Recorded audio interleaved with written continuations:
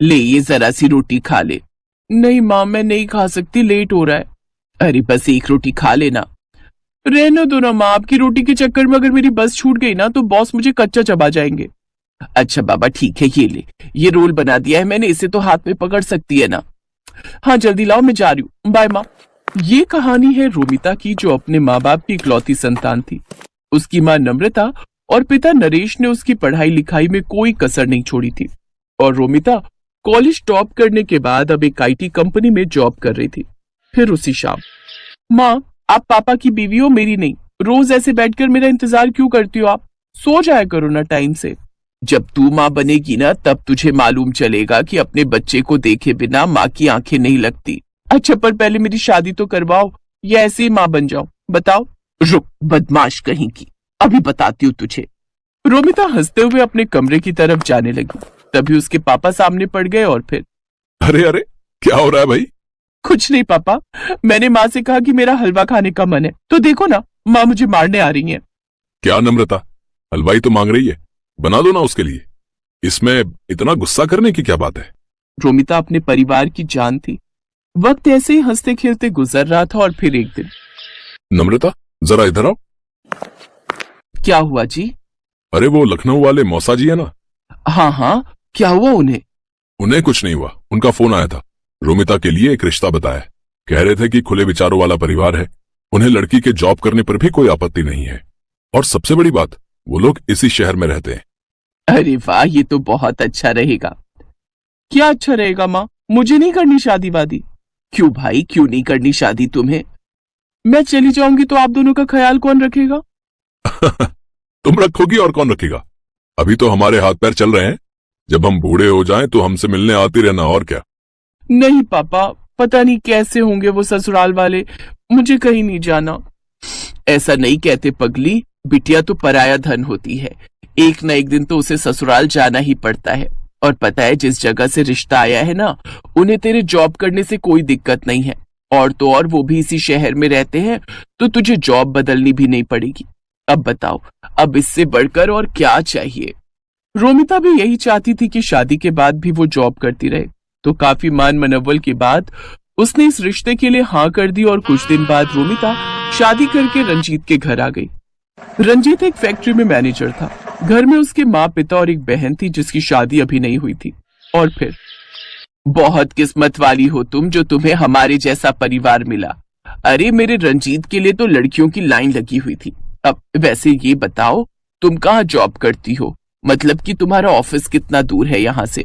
Mummy, मैं नेस्टेक company में software engineer हूँ, मेरा ऑफिस यहाँ से ज्यादा दूर नहीं है। अच्छा अच्छा, मेरा रंजीत तो हर महीने 30,000 रुपए कमाता है। वैसे तुम्हारी तनख्वाह कितनी है? 10-15 हजार तो मिल जाते हैं कि नहीं? मम्मी जी, सब कट कटा के करीब 40,000 आ जाते हैं। इतना सुनते ही कमला चुप हो गई। रोमिता के जवाब ने उसका घमंड तोड़ दिया था। वो आगे कुछ न कह सकी और वहां से चली गई। लेकिन रोमिता को इस बात का एहसास नहीं हुआ कि जाने अनजाने में ही सही, पर उसने अपनी सास की ढंग से बेइज्जती कर दी थी। फिर अगले दिन रोमिता सुबह जल्दी उठी और अपना टिफिन पैक करने लगी। ठीक उसी वक्त कमला वहां आई और बोली, अरे बहू, इतनी सुबह तैयार होकर कहाँ जा रही हो? मम्मी जी, शादी के लिए बस कल तक की लीव मिली थी मुझे, तो आज से मुझे ऑफिस जाना होगा। अच्छा, और लौटोगी कब तक? शाम को 6-7 बजे तक। ये कहकर रोमिता वहां से निकल गई। सच ये था कि कमला रोमिता की जॉब से बहुत ज्यादा खुश नहीं थी, लेकिन आता हुआ पैसा किसे बुरा लगता है, इसलिए वो चुप थी। लेकिन उस दिन शाम को रोमिता को घर आने में थोड़ी देर हो गई, लेकिन आते ही वो सीधा खाना बनाने में जुट गई। उसके बाद उसने सारे बर्तन धोए और फिर, कल से थोड़ा पहले घर आ जाना बहू, ठीक है? अब तुम्हारी शादी हो गई है तो घर की जिम्मेदारियां भी तो हैं। अब हर रोज सारा खाना मैं अकेले तो नहीं बनाऊंगी इस उम्र में, है ना? जी माँ जी। कमला रोमिता को सुनाकर वहां से चली गई। वो अगली सुबह जल्दी उठी और ढेर सारा खाना बनाकर ऑफिस चली गई। फिर उसी शाम, ये खाना तो तुमने सुबह बनाया था ना? हाँ मम्मी जी, क्यों पसंद नहीं आया क्या आपको? नहीं नहीं, ठीक है। उस दिन तो कमला ने रोमिता से कुछ नहीं कहा, लेकिन कमला को ये बात हजम नहीं हो रही थी कि रोमिता क्यों इतनी आसानी से सब मैनेज कर ले रही है।